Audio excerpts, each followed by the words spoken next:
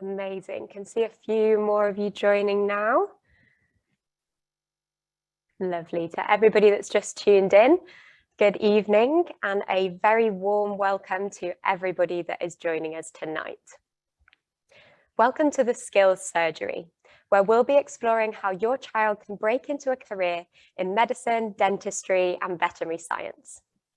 We'll be joined this evening by Dermatology Registrar and Academic Clinical Fellow, Dr. Julian Pearce, as well as our panel, who will be answering all of your questions a little later on.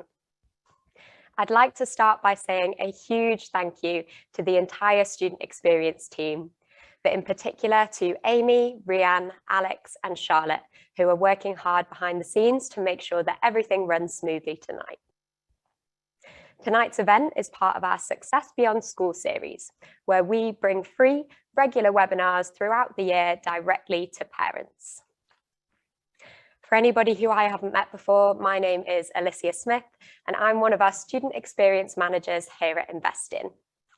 Tonight, I'll be joined by our panel of leading experts to help provide you with some key takeaways on how you can support your child in achieving the career of their dreams in the medical sciences. We'll also be providing the opportunity for you to ask all of your burning questions in our Q&A session a little later on.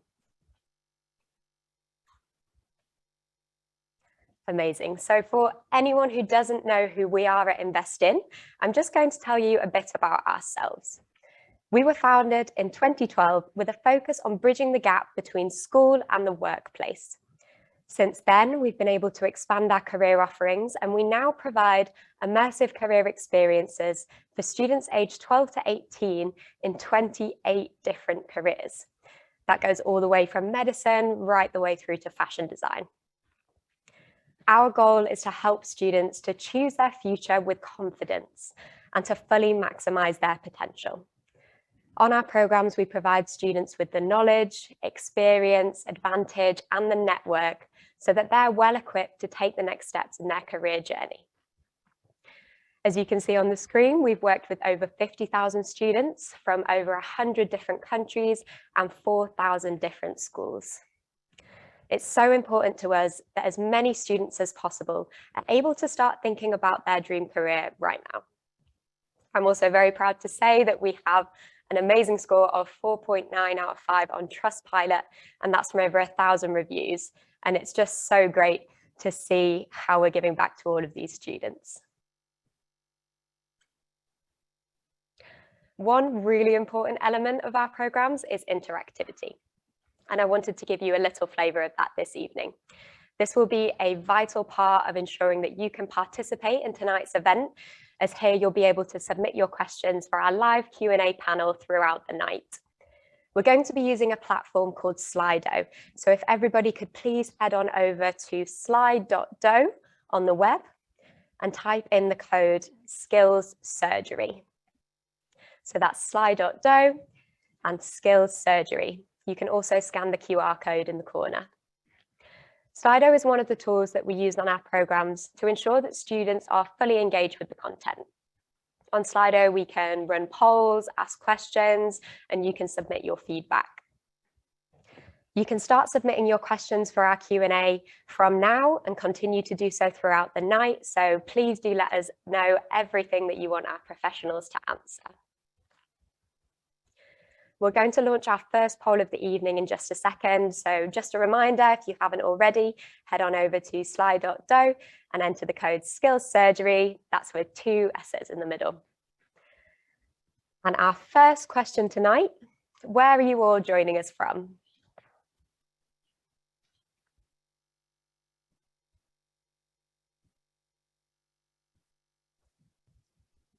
Oh, amazing. So we've got quite a few joining us from London already. Devon there, Leeds, Liverpool.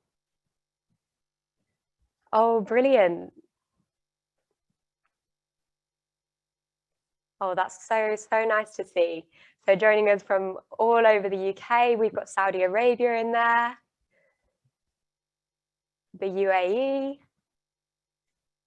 Thank you guys so much. It's so incredible to see you all joining us from across the world.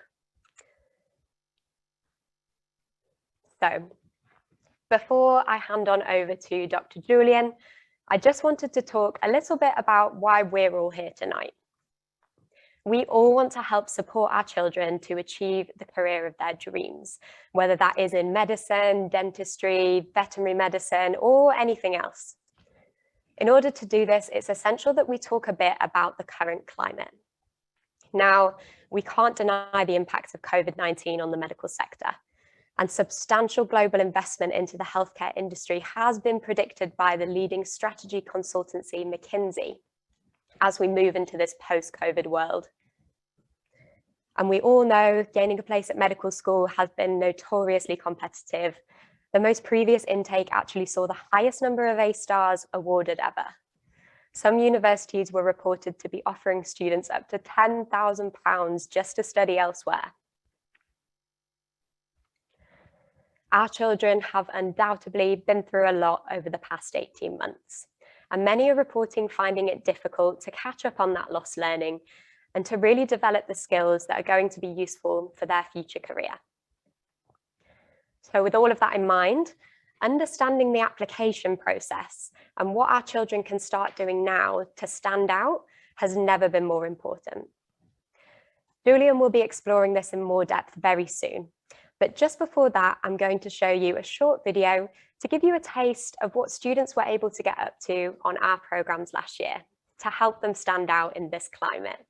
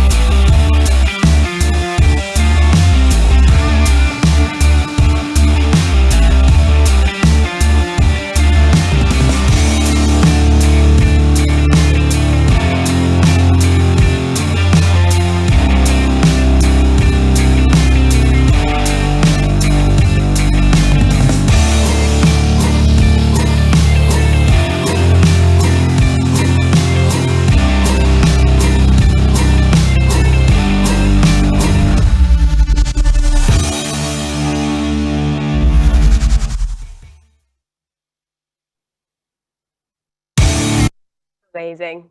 No, I love that video so much. I started to play it twice there. Great. So before I hand over to Julian, I'd like to introduce you to the professionals that we have joining us tonight. So first of all, Dr. Julian Pearce himself. He studied postgraduate medicine at the University of Edinburgh after an undergrad degree in medical sciences. He's currently working as a dermatology registrar and academic clinical fellow. He joined Investin in 2017 as the Assistant Programme Director on our Young Doctor programme. Next, we have Rebecca Massey. So Becky graduated in 2017 from the Royal Veterinary College. She's been working in small animal general practice in central London for the past 3 years and has a particular interest in internal medicine. Next, we have Tanya Usman. So Tanya is a final year medical student at King's College London. She's involved with the British Islamic Medical Association Lifesavers programme, and she also works as a university advisor on our Young Doctor programme. Last but not least, we have Dr. Janvi Mehta. So Janvi is an associate dentist with a special interest in the treatment of nervous patients and performing complex oral surgery. She also teaches undergraduate and postgraduate students at Guy's Hospital. A huge thank you to each of our industry executives. We are so excited to be able to draw upon all of your expertise this evening. I'm now very excited to hand over to Julian, who will be talking to you more about how to support your children to reach their dream career in medicine. Julian, how are you this evening? I'm good, thank you. Thank you for having me. I'm really looking forward to the talk, and hopefully people will find it really useful. Absolutely, it's our pleasure. Right, I'll hand on over to you. Great, thank you. Well, welcome everybody. Thank you for joining us this evening. It's great to see so many people logging in. So my name is Julian. I am a doctor working in South London, I studied postgraduate medicine, so I did a degree in biomedical sciences before medicine at Edinburgh University, and then went on to do a medical degree at Edinburgh. Part of my job now is to do with research as well as seeing patients clinically. So 25% of my time is involved doing a bit of research, and the other 75% is seeing patients and working in dermatology. So I have been involved in the application process for a long time and have sat on various interview panels at medical schools across the south of England. So I've got a real understanding about what medical schools are looking for, and hopefully by the end of tonight I'll give you some top tips about how your children can stand out in that way. So really, at the end of my talk, I hope to basically you'll feel more confident in supporting your children in their career choice, and also help equip you with some key information and also some skills to help your children prepare and really tailor their university application for a career in medical sciences. So we're just going to start off with another Slido with our second question, which is, what is medical science? So what is your understanding of what that sort of umbrella term encompasses? So if you could submit on Slido as before, that would be great.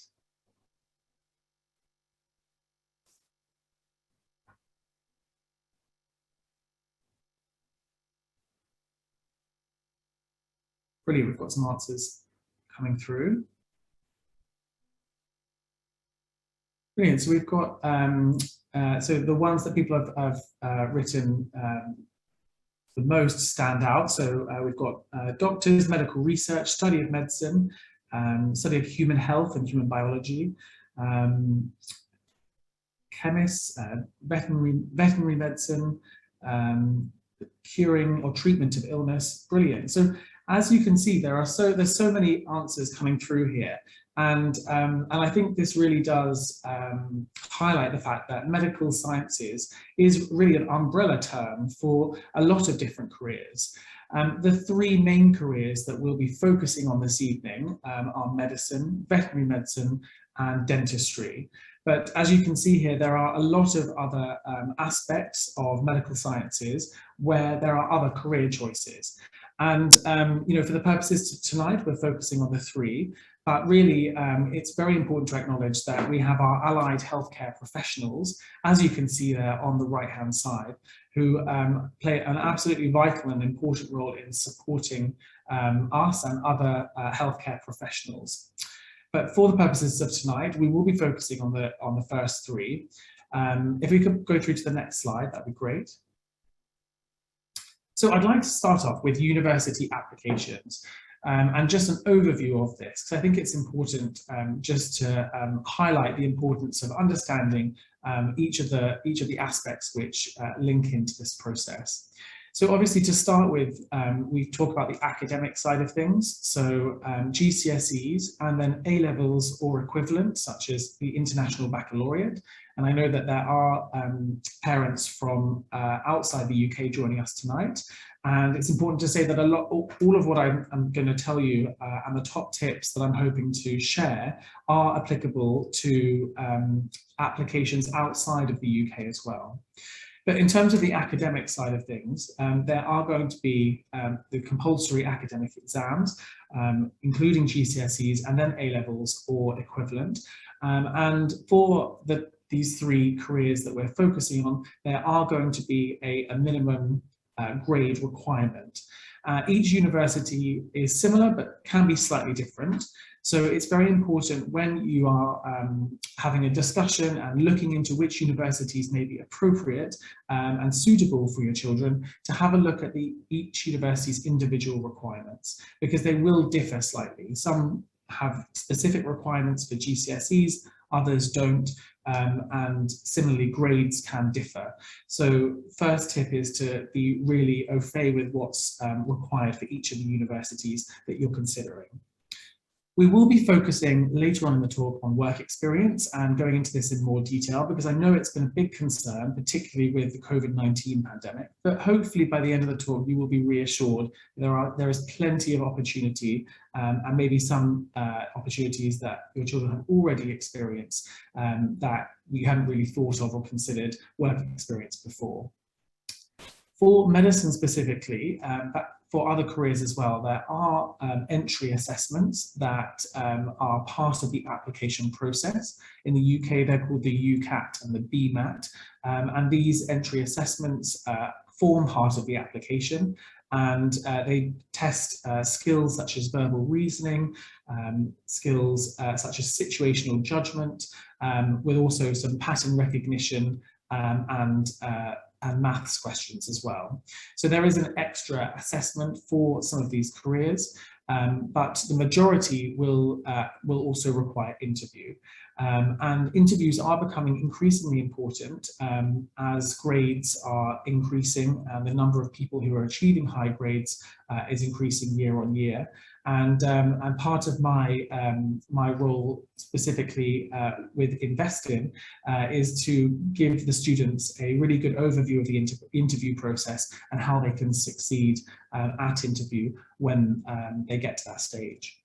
And finally, on this slide is university, but I think it's also really important to remember that for dentistry, veterinary medicine and surgery, it's not just a university place that you're applying for, it's essentially a job interview, because these vocational degrees, you're pretty much guaranteed a job at the end.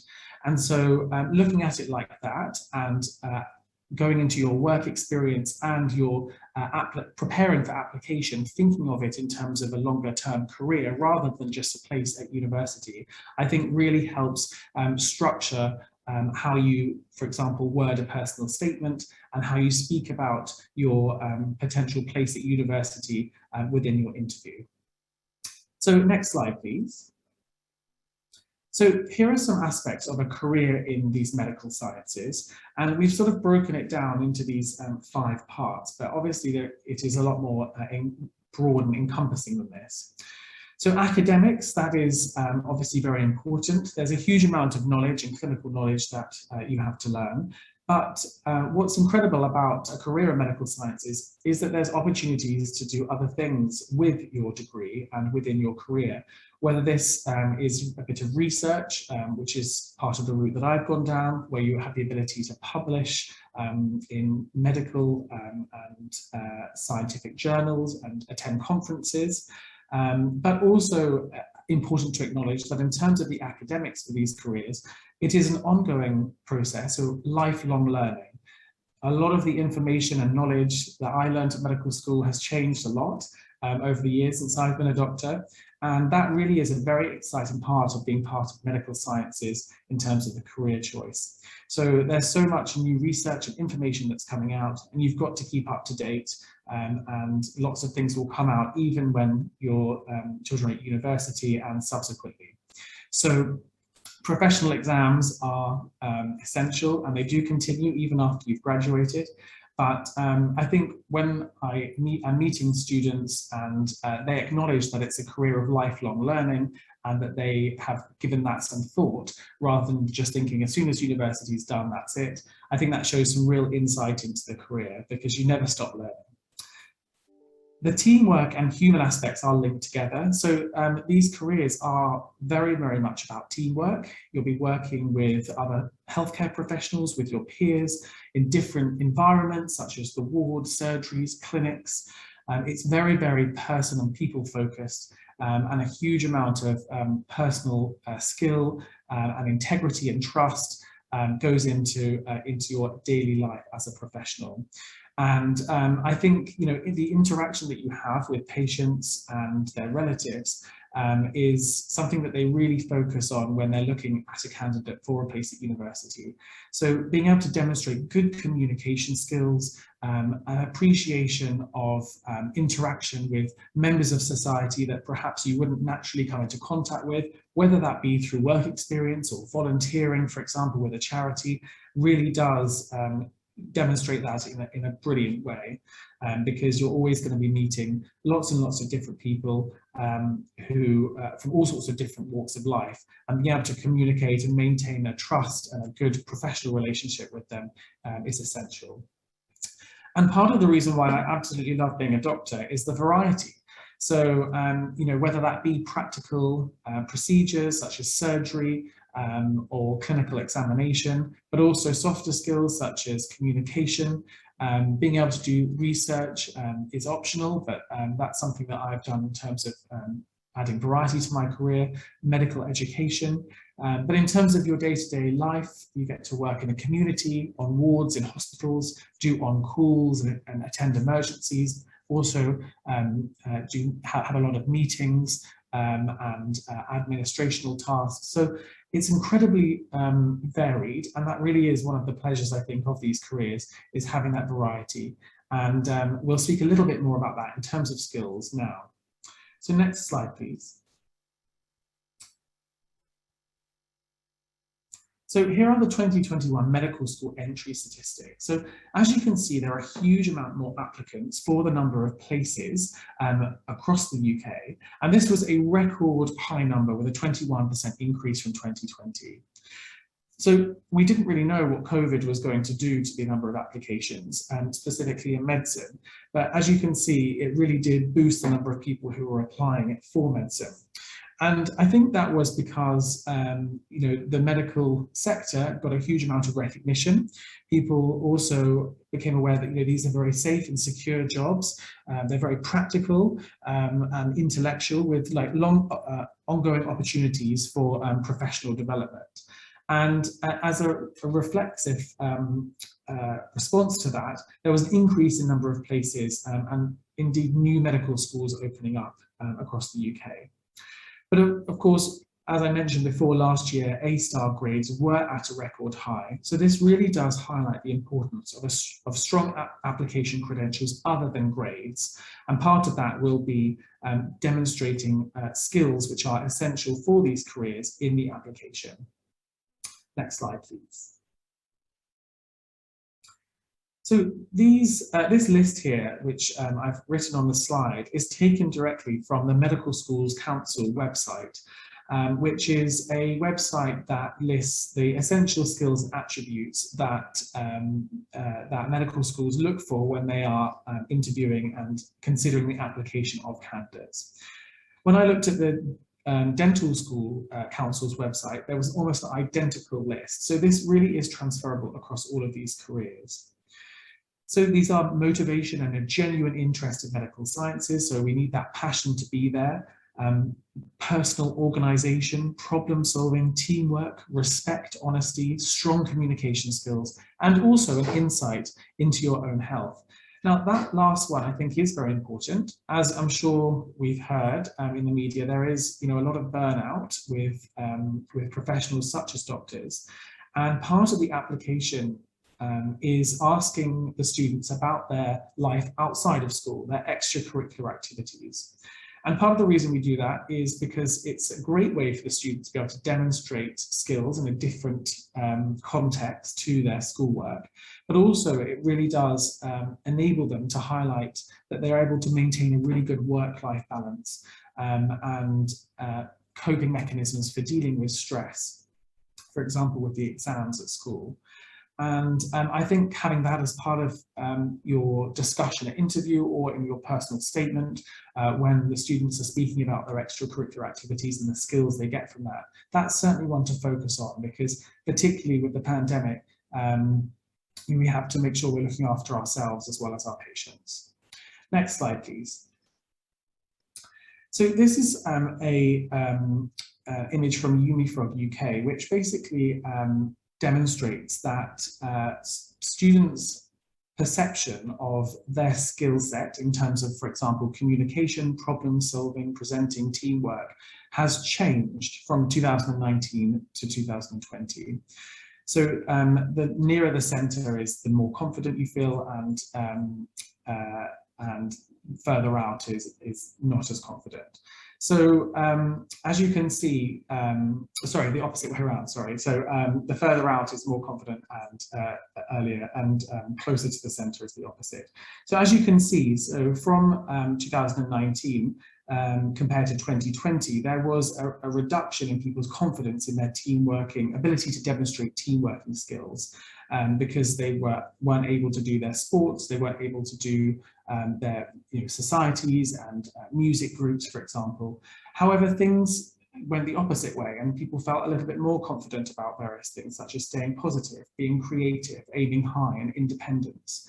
And I think what I can take away from this, and I think what's important to share with you, is that there should be a perception shift with what the pandemic did to our students in terms of their ability to demonstrate skills. So I think when I speak to students on the investing courses, sometimes they're quite demoralized, understandably, about the impact of COVID on their applications. But actually a way of twisting it on its head is that actually some of the skills that are essential for these careers have been the students have been given the ability to demonstrate in very different ways. So things like prioritization and independent learning, maintaining a good work-life balance, integrity and trust, making sure they're doing their homework where they can't be supervised as much because it's all been online and they're at home, coping with change and uncertainty, and self-motivation.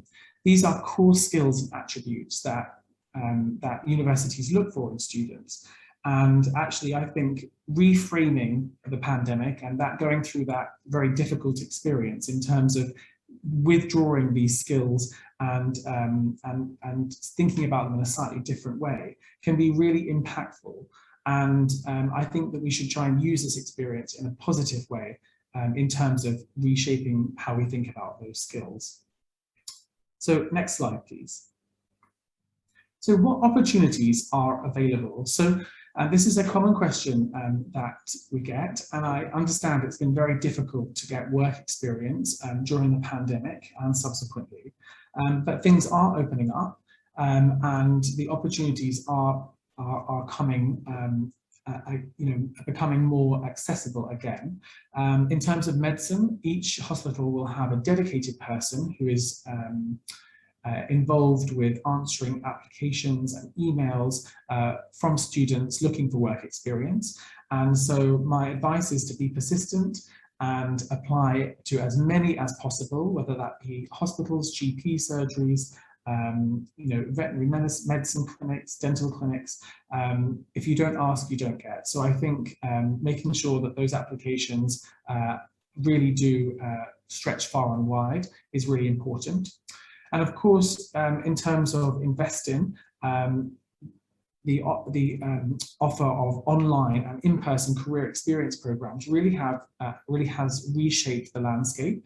It's giving students opportunities to interact with professionals within these careers, hear about the career, what it's like, get that realistic understanding, question them about the challenges that they face and also the things they really enjoy about the career, and subsequently reflect upon that and think about how they would cope with any difficulties, for example, that the professionals share with them about their job. Volunteering is a fantastic way to expand the students' skill set. And Volunteering England is an example of where you can find out some further information about that.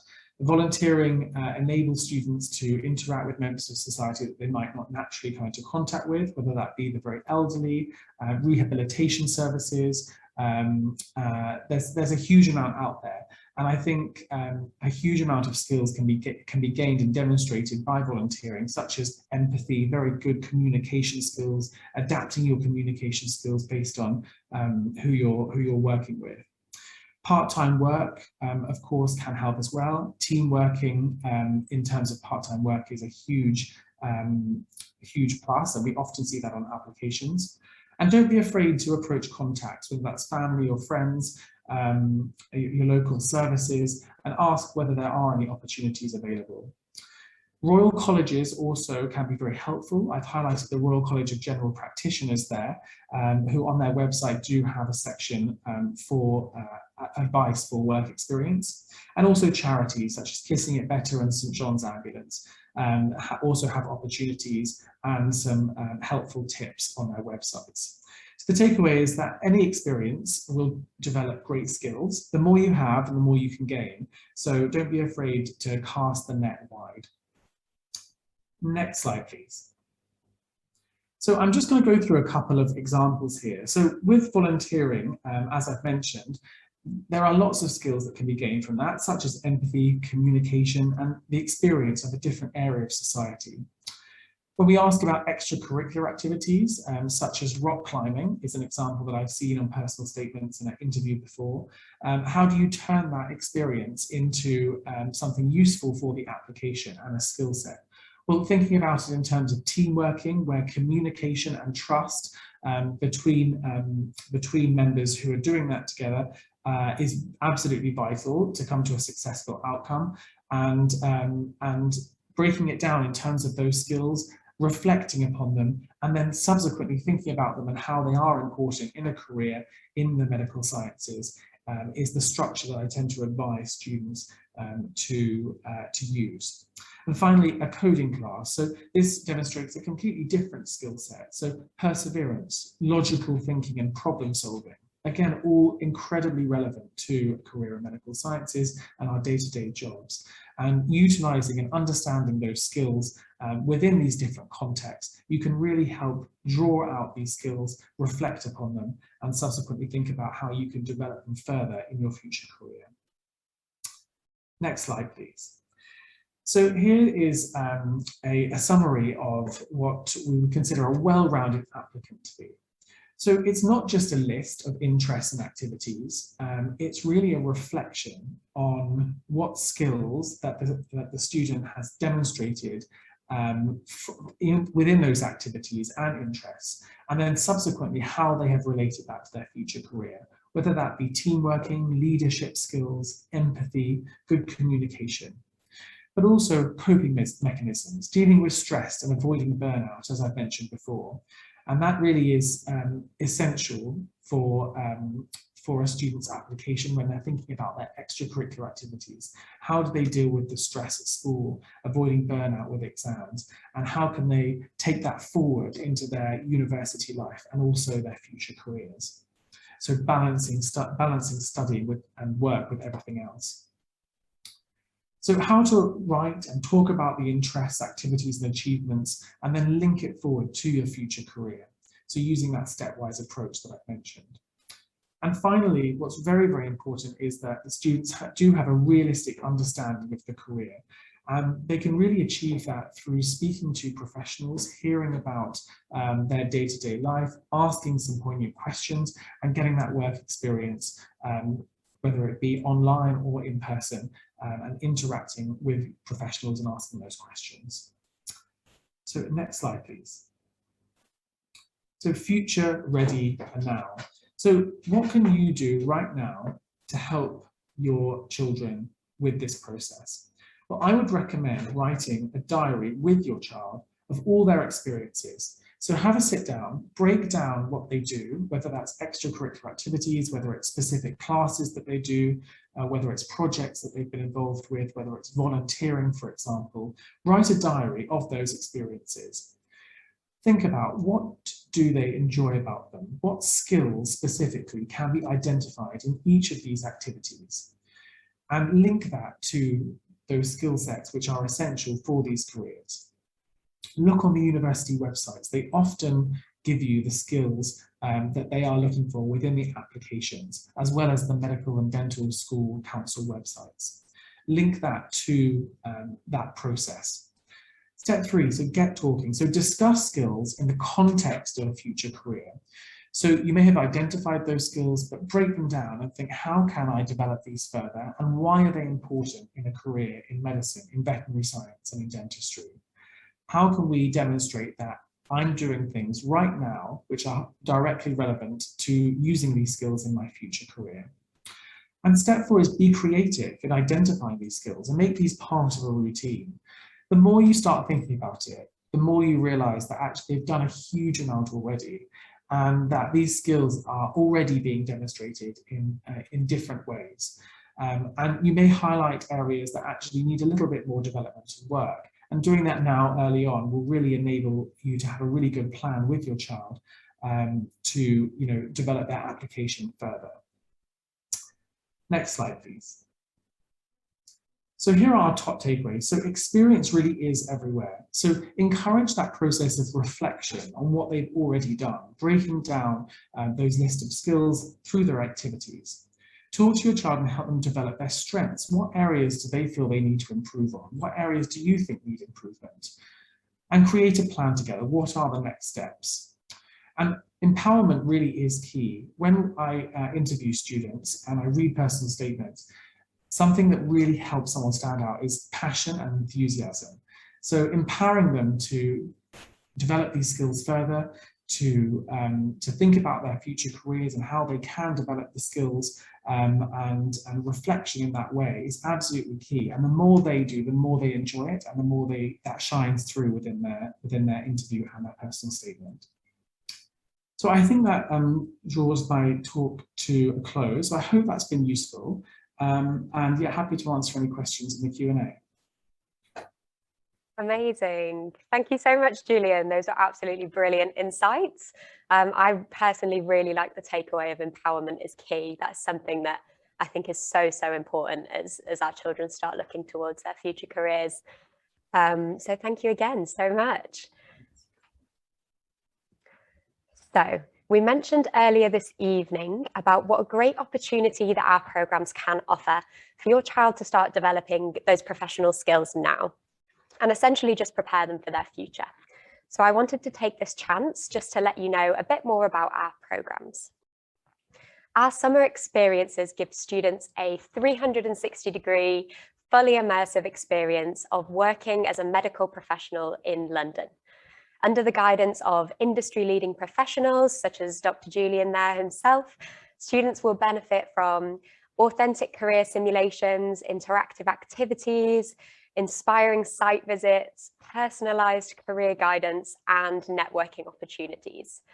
So we offer up to 15 days of these life-changing super curricular experiences in 28 different careers.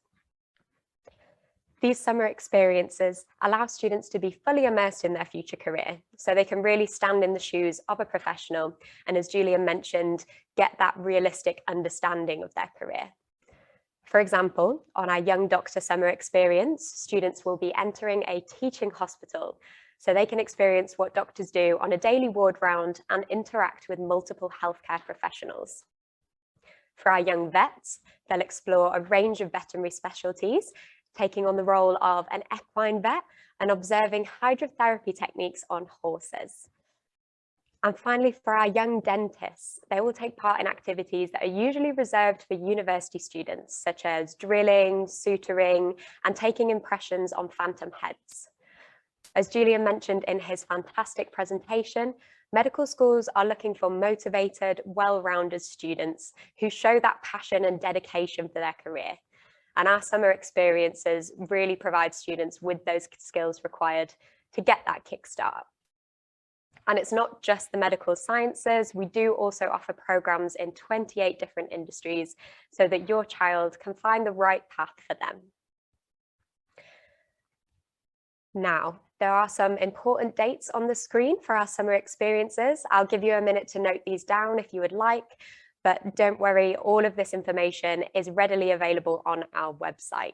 So we'll be running these throughout July and August, and there'll be experience available to enjoy both in person and live online from the comfort of your own home. Now, it is important to note that there is some urgency to this. For a limited time only, we are offering an exclusive 15% discount across our full range of summer experiences. Places are highly limited and they're filling up already. So we would advise registering as soon as you possibly can, just to ensure you don't miss your chance to take advantage of this offer. Myself and the rest of my colleagues on the student experience team will be more than happy to answer any questions that you might have about our programs, and we'll share our contact details at the end of this evening. Amazing. So I think it's just about time to head into our Q&A. Thank you so much for submitting your questions throughout the night. You can continue to do so on sly.do using the code #skillssurgery. So if all of our panelists could please unmute themselves and turn on their cameras, we can get started.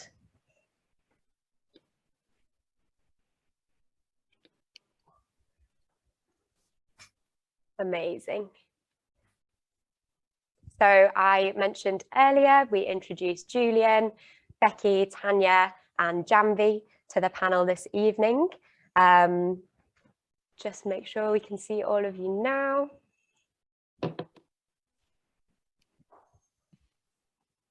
There we go, popping through. It's not on a Zoom event without a small technical difficulty. No worries. So Tanya, I can see you there. It would be great if I could come to each of you. I'll come to you, Tanya, first, if that's okay. If you could tell us a little bit more about what you do and your experience so far. Hi, good evening, everyone. My name's Tanya. I am a final year medical student at King's College London. In the last sort of 6 years, I've also intercalated at Imperial College London in reproductive and developmental sciences. I'm quite interested in paediatrics, so that's what I hope to specialise in the future. Nice. There's a lovely range there. That's so brilliant to hear. And Becky, can I come over to you? If you'd like to tell us a little bit about yourself. Yeah, of course. Hi. So I've been a vet for 4 years now, and I'm a small animal vet, so I mainly work with cats and dogs, but I get the occasional rabbit, guinea pig, snake, hamster, you know, whatever comes in really. I studied at the Royal Vet College, and my kind of clinical sort of biggest interest is really in internal medicine. Amazing. Thank you so much, Becky. And Janvi, can I come over to you? Yeah, sure. So I'm an associate dentist, so I work in general practice, and I have a special interest in oral surgery, which is essentially dealing with complex dental extractions and biopsies and things like that. And I also teach undergraduate and postgraduate students in oral surgery and dental emergencies. Amazing, thanks so much. Julian, I think we've heard a bit from you already. Was there anything that you'd like to add about your experience getting to where you are so far? So I think just that it's been a really varied career path, which has been really exciting. And just I think that with these careers, it's an amazing opportunity to be able to tailor your career how you would like it to look, whether that be doing other things or subspecializing. And yeah, that's been really, really exciting. And I think part of the thing I really enjoy is helping to inspire and you know, mentor young people into these careers. Yeah, I think through my work with investing, it's been fantastic in that way to meet so many people who want to go into these careers. Amazing. We've actually been getting a lot of questions tonight along that line of how you do break into these careers. And specifically, a lot of parents have been asking about things like A-level choices. Is it necessary for students to have maths and biology in their A-levels, or is there alternative routes into the medical sciences? Becky, can I come to you for this one? Yeah, of course. So it depends, I guess it depends a little bit on which course you're applying to, and also on the university as well, because there is some variation. I do think it's a common misconception that, you know, some people think if you have to study, you know, biology, chemistry, physics, maths to get into medicine, dentistry, veterinary. Not always the case. Generally, chemistry is the most kind of stipulated thing if you're going to go into this, you know, this kind of vein of profession, really. And to be honest, although biology isn't always asked for, I think it is quite useful. It's probably the most relevant A-level if you are going to study medical sciences, alongside chemistry. But yeah, I mean, you do have scope to do what you enjoy as well. I think when I chose my A-levels, I kind of thought that I had to do all three sciences, and I gave up some of the more creative things that I might have enjoyed. You don't necessarily need to do that, but obviously just always check, basically just check the requirements. Absolutely. And Janvi, would you say that that's the same for dentistry? Yeah, very similar. I think, again, it depends on each university. So each university might have slightly different requirements, but generally speaking, they do like either biology or chemistry as one of the subjects. And then the other one can be either biology, chemistry, physics, maths, couple of others. I think some of them also count psychology. So it's worth looking at the dental school that you're thinking of applying to. But doing the sciences, such as biology and chemistry, always helps with some of the undergraduate teaching that you have as a dental student. So I always say it is beneficial, regardless of what the entry requirements are. Nice. I'm sure that's really good to know for students who are making those crucial decisions at this age. I assume, Tanya, how did you find your experience? I know you're in medical school now. How was that application process for you? A while back now, but it was, I would say, challenging at first, because I'm one of those students that didn't get into medicine the first time round, and I had to take a gap year, and then I reapplied, and then I got all 4 interviews and offers. I would say the sort of the two main things that I took away from my experience of reapplying was a little bit of what Julian touched on, which was about the entry exams, so the UCAT and the BMAT, which are the additional exams that students for medicine and dentistry, I don't know if that's the case also for veterinary science, have to do. And I would say that like getting the grades is really important. Being academically you know, on it is really important, but I think our applications are looked at very holistically, so paying attention to those entry exams and being sure to, you know, practice for those and do enough preparation is really important. And the second thing I would say is looking into which medical schools you want to apply to. So initially I was very Oxbridge driven, I would say, and that's where I applied to. And actually when I visited the university, I found out that that wasn't what I wanted to, where I wanted to go, and I wanted to stay more in London. So everyone's different. There's nothing wrong with being Oxbridge driven, I would say. If you are, that's very good, and you should aspire to go there if that's where you want to go. But just sort of making an informed decision, making use of open days, whether that's virtual or in person, is so useful, because that's what really gives you a good understanding of answering those kind of questions of, am I going to fit in? Am I going to have a good time here? Am I going to be okay with living away from my family, or do I want to stay close? Those are the sorts of things that I think are worth exploring when you're at this stage of applying. Nice. I think that actually leads us on really nicely to another question that we're getting a lot of.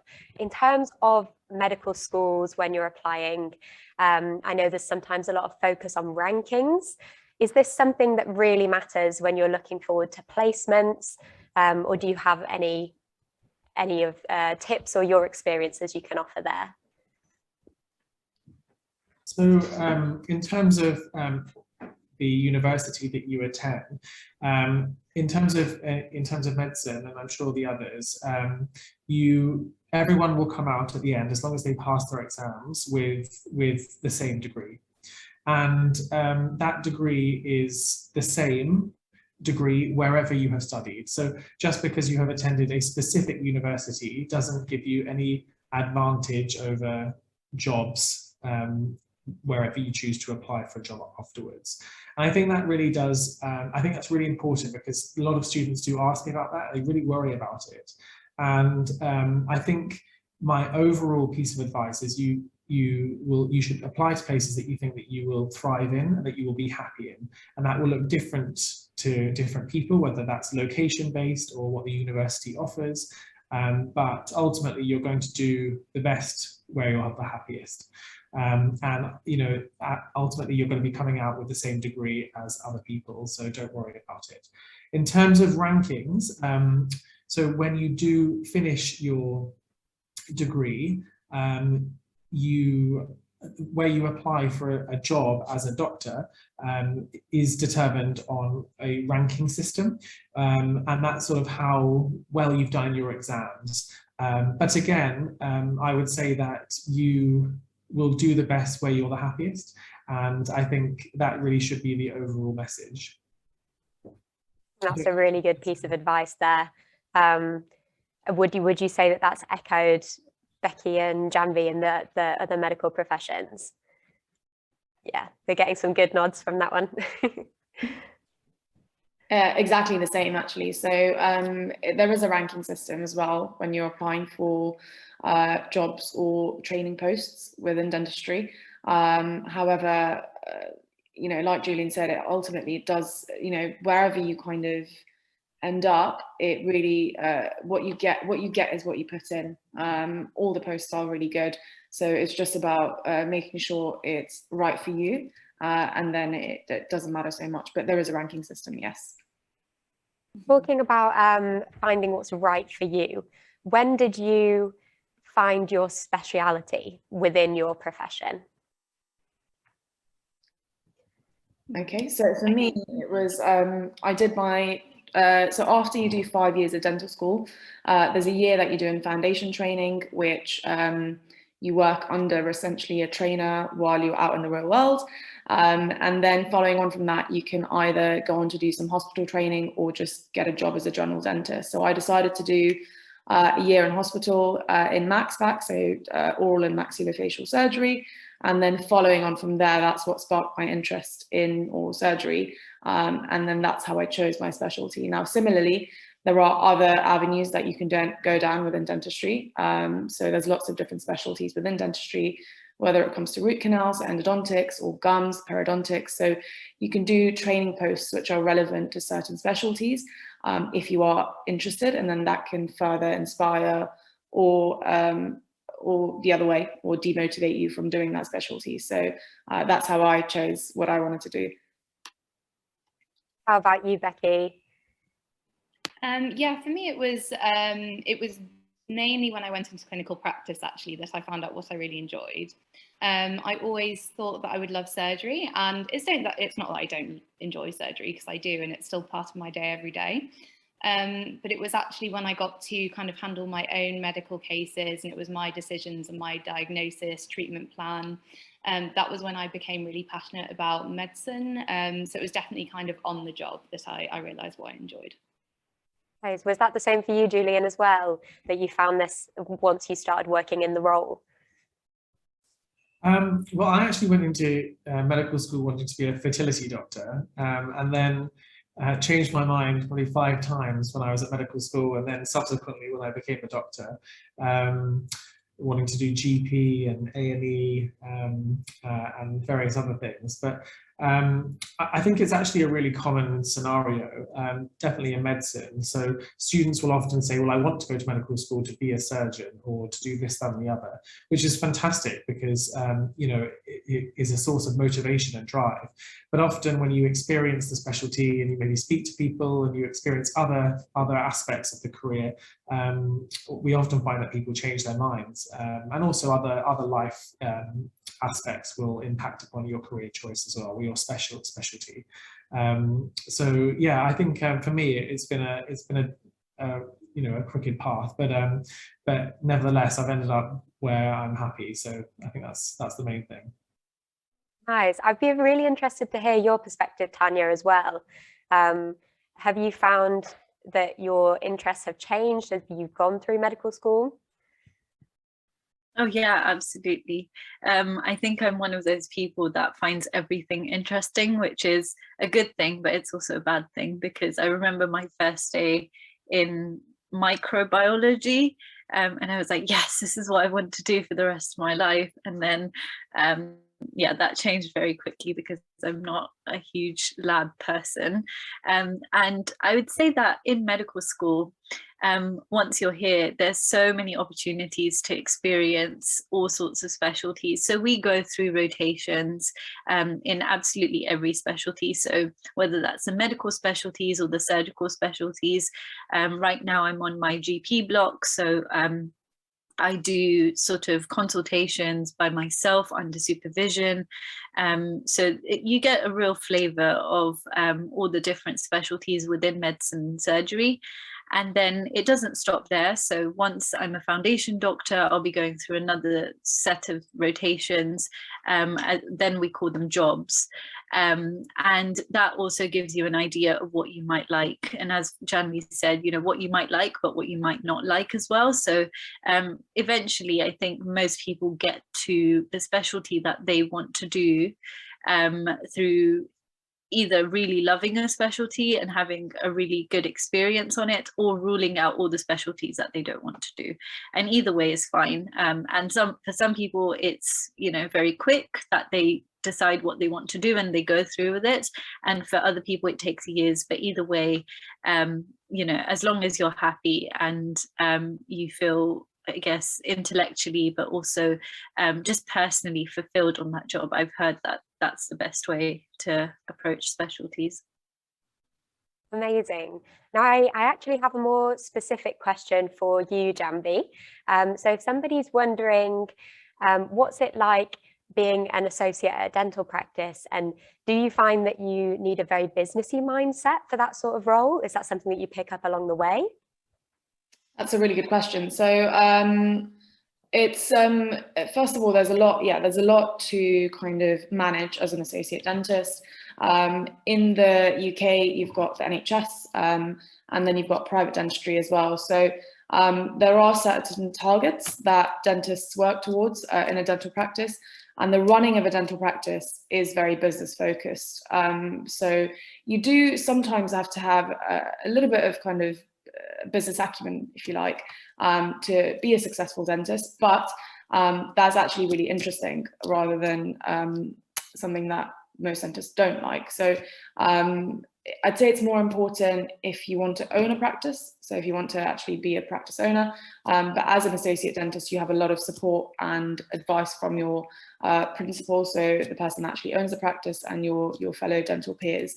But yeah, that's a good question. It does depend on obviously where you work, but it's something that actually makes the job quite enjoyable, because there's sort of different skill sets that you have to apply in order to figure out the kind of financial side of things. Nice. That's really interesting to hear, and it's great that you get all of these opportunities and all of that support as well within the profession. It looks like we're coming up to the end now.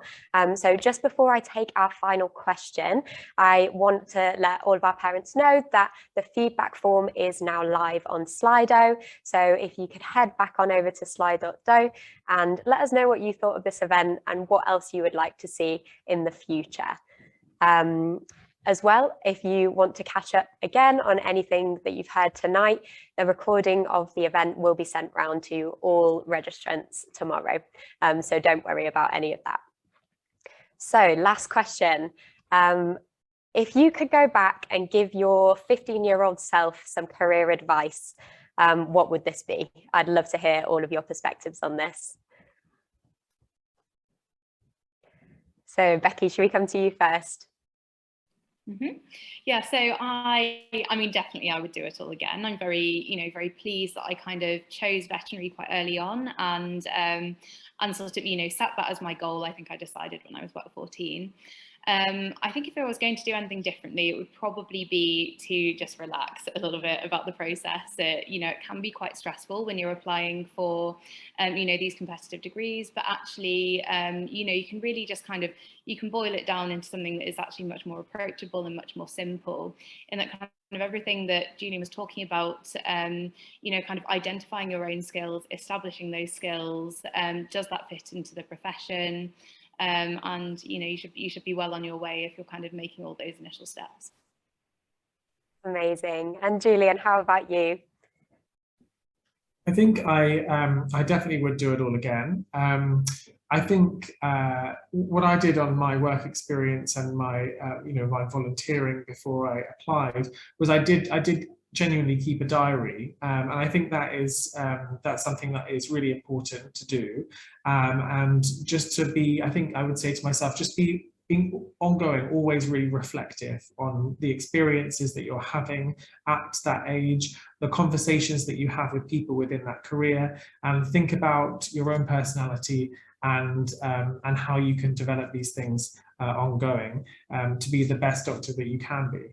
And I think having that sort of reflective mindset early on will only stand you in good stead. I love that. Yeah, reflection is so important. Tanya, can I come to you next?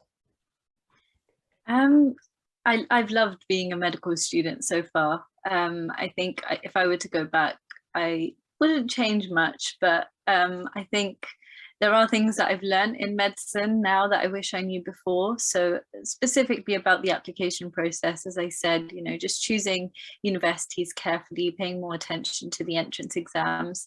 But alongside that, maybe this goes back to the point of reflection, actually, just making better use of the things that I've done. So even if it's not a huge amount, there's so many skills that you can take out of it. There's so many ways of writing about it in your personal statement and talking about it in interviews. And instead of sometimes we, you know, go and chase lots and lots of opportunities and maybe spread ourselves out too thinly, which, you know, some children might be doing at the moment. Whilst that's great and it gives you lots of experiences, don't forget that some of the more personal and life experiences that you know students might have can honestly, like with the power of reflection, can really be used to their maximum effect in personal statements and interviews and just overall in applications. Brilliant, thank you. And finally, Janvi, can I come to you? Yeah, so just echoing what everyone else has said, really. So I'd say the main thing, Julian makes a really good point about reflection. It is a career of lifelong learning, so you will be constantly learning on the job, and actually it's a really good idea, and this is something I wish I did early on in my career, or even as a student, is just to have a diary or somewhere where you can just document things that have happened or things that you've learned, and then you can quickly just go back on it and refresh those points. It's a really good tool for, you know, being the best clinician you can be. And the second thing as well, making the most of the resources available. So, you know, there's so many extra resources that are now available online, things like workshops like Invest In as well, which I didn't have when I applied for dentistry. So having that early kind of hands-on training with drilling and suturing, that's something that's invaluable to really understanding what a career as a dentist will be like. So just making the most of these resources in order to help make your application really good, and really more than that, just making sure that that is actually the career you really want to be doing. So I'd say, yeah, those 2 points for me. Amazing. Thank you. I think that is about all we have time for the Q&A. So thank you again to all of our panelists. You've been absolutely fantastic. And thank you to our parents as well for submitting the questions throughout the night. I know that I found that really, really insightful. If you do want to find out a little bit more about what we do here at Invest In and any upcoming opportunities, please do not hesitate to get in touch with us. You can find out more on our website, www.investin.org, or you can send us questions over to info@investin.org. You can also reach me directly at alicia@investin.org, and I will be very happy to answer any questions that you might have. So once again, thank you all so much for joining us this evening. We hope to welcome you all to our future parent events. Just a reminder to please fill in the feedback form on Slido if you get a chance. This will ensure that we're able to keep bringing you these free parent events throughout the year. And on that note, I hope that you all have a wonderful rest of your evening. Thank you again and take care.